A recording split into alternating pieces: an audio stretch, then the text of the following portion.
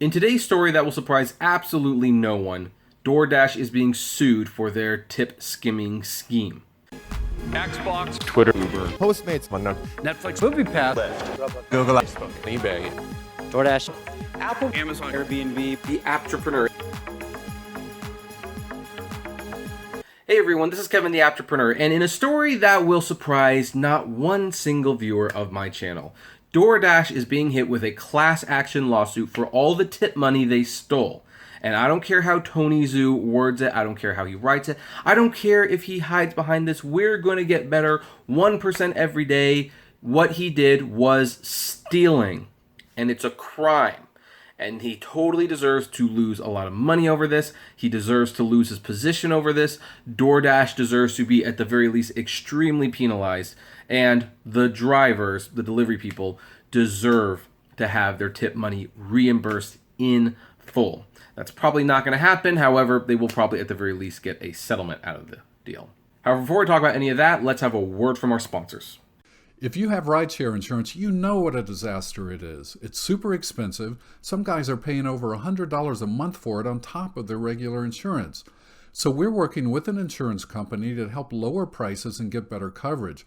They're working on a plan where Uber and Lyft drivers will either pay by the mile or by the hour. You'll only pay for what you use, but we need some information from you, the drivers.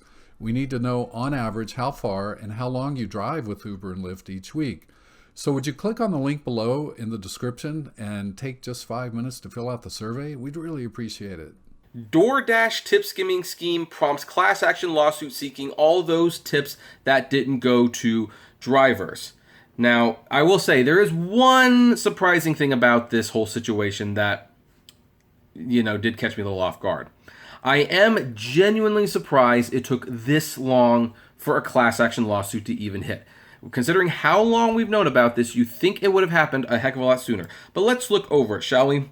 DoorDash's years-long scheme, years long. This wasn't even like a few months. This went on for years, and we didn't sue these jerks. Why not? To use customers' tips to stabilize its workers' wages is finally catching up to the company. And hot on the heels of renewed outrage about its tips shaving scheme, a new class action lawsuit is taking aim at the company for misleading its customers about how their tips are used. Though the controversial tipping system has been covered widely for months, the lawsuit follows a recent New York Times article in which reporter Andy Newman completed a 27-hour stint as a dasher, the term DoorDash uses for its delivery workers.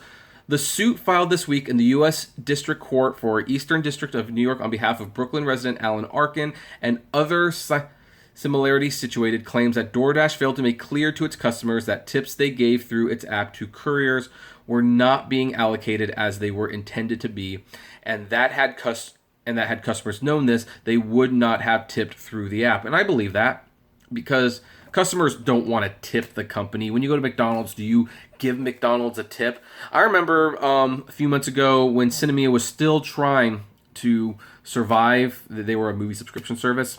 One of the things they asked people was to give them tips to help the service. Now, I gave them a couple dollars here and there because, I was getting so much out of it. I was spending like $39 a month and I was getting over $100. So yeah, I gave them $5 here and there. But most people just laughed at it because it's like the idea of tipping a company is like the craziest thing to people. No. They'll tip the driver. They'll tip the driver who dropped the food off. But why on earth would they want to tip the company? That does not make any sense to them. So, and it's also interesting that this lawsuit is coming from the customers, not the Dashers. Now, maybe I'm wrong. Maybe there was a lawsuit by the Dashers already filed, but if the Dashers haven't sued DoorDash yet, seriously, guys, what's taking you so long? Now's the chance. They're getting sued for it already. Get in on it. So, let's see here. It wasn't immediately clear by press time whether the plaintiff, Alan Arkin, is the same award-winning Little Miss Sunshine starring actor of the same name, but rest assured we've reached out to Arkin's lawyers to find out. That would be hilarious if it was that Alan Arkin. By the way, that guy is amazing. He's in so many good movies. He's such an underrated actor. There's a reason he won that Oscar for Little Miss Sunshine. Although Eddie Murphy probably deserved it a little bit more for Dreamgirls. And there's a reason he got another one for Argo. He was definitely the standout performance there. But anyway, DoorDash has engaged in unlawful and deceptive acts, practices, and misconduct by misleading plaintiff and the consuming public to believe that the tip amount entered on the DoorDash app would be received as a tip by the DoorDash delivery workers for their service, the filing states. DoorDash knew and failed to disclose that the tip amount entered by plaintiff and other consumers on the app was received by DoorDash in whole or in part and used to subsidize its cost of doing business. Now, here's what might be interesting about this. Because they say it would be received as a tip by the DoorDash delivery workers. I wonder if DoorDash is going to try to spin this like technically anyone at DoorDash is a delivery worker. So, in a sense, the tips were going to the delivery workers. That would be interesting if DoorDash went with that angle. It wouldn't surprise me either. Through a system introduced in 2017, DoorDash can pay as little as $1 delivery to a worker depending on the amount that a customer tips on the order. 2017 this has been going on, and it just finally hit the mainstream. The system promises a guaranteed earning, for example, $8 that the dasher will make on a delivery. It's not $8, it's usually $4 or $5. If a customer does not tip, DoorDash will pay out $1 plus remaining $7 it takes to make up that promised wage. However, if a customer does tip, their money will be used to subsidize the worker's guaranteed pay. In other words, customers are essentially paying DoorDash, not the delivery worker, with their tip, and you have to have like a very generous tip for the dasher to get anything. The lawsuit comes at a tumultuous moment for the company. Faced with renewed outrage at the system following the Times article, the company's CEO Tony Zhu announced last week that the company would be overhauling its pay model, adding that, quote, the new model will ensure that dashers' earnings will increase by the exact amount a customer tips on every order. We'll have specific details in the coming days, and by the way, it is going to result in smaller guaranteed trip earnings, but and this is why you need to be on top of it. Everyone who's writing these articles, you need to go back to the app and you need to do this again, because they might actually say, okay, we're going to be giving drivers $2 per delivery, but all the tip money, that will go to them. Go to your app, see how much you're paying DoorDash for that delivery fee. I bet you it's still $5 or even more. So anyway, DoorDash's tipping policy has, until recently, largely confused the public and workers alike because it claims that its delivery workers get to keep 100% of customer tips.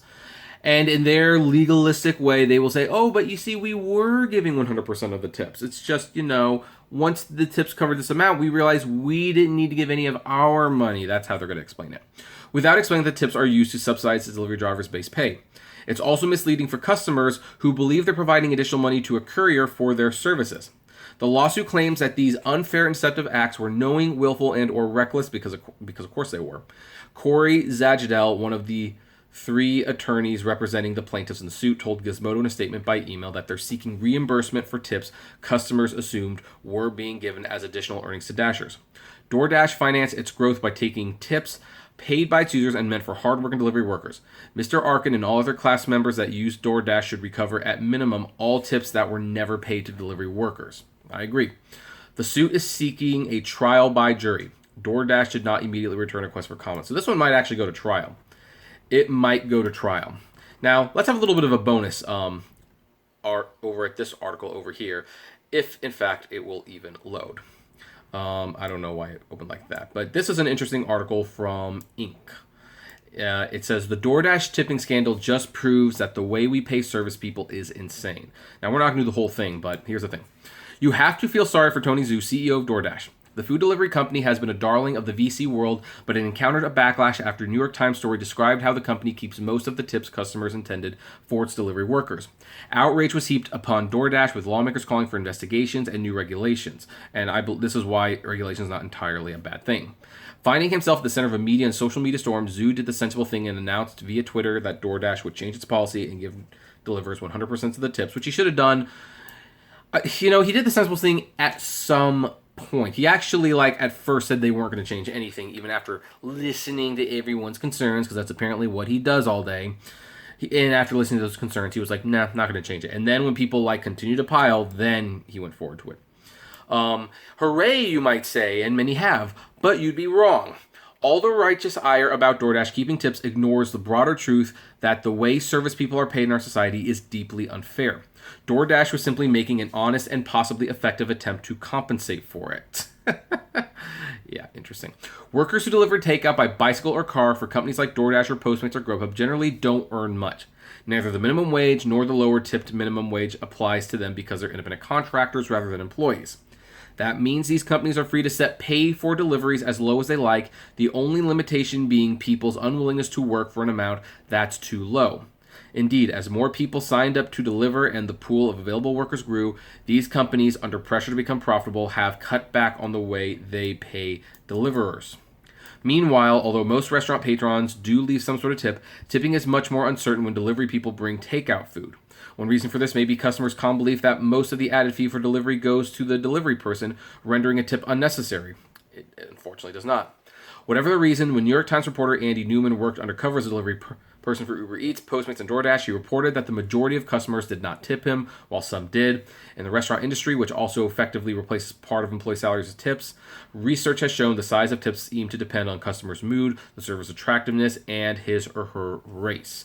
Now, here's the thing. It goes over all how this whole thing worked out. Oops, went too far. And we are not going to go over all that. However, I do want to highlight this one final paragraph that should be paramount if this case decides to go to trial. A tip should be what it is in every other nation except Canada. A token intended as thanks for particularly good service, not something the recipient depends on to pay the rent. And all workers, whether tipped or not, should be able to count on their employees to pay them a living wage. I do agree with that. In the meantime, we're just going to have to keep suing them until they actually start doing right by them. Now, again, my personal preference to all of this, I think DoorDash should pay $10 per delivery plus 100% of the tip. And DoorDash should charge their customers $10 for delivery. And if it's a small order, charge them a small order fee on top of that. Yeah, you will lose some customers with McDonald's and Carl's Jr., but the thing is, delivery really shouldn't be for like small meals for one person. It should be like pizza or Chinese food or big meals for big people. That's where the money is for everyone, and that's where they should be focusing on. You don't really want these millennials who just want to buy like a Kit Kat bar and have it delivered, which, by the way, that's me.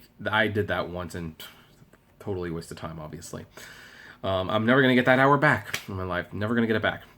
So hopefully this goes to trial. Hopefully DoorDash is found guilty, and hopefully the drivers do get their tips back.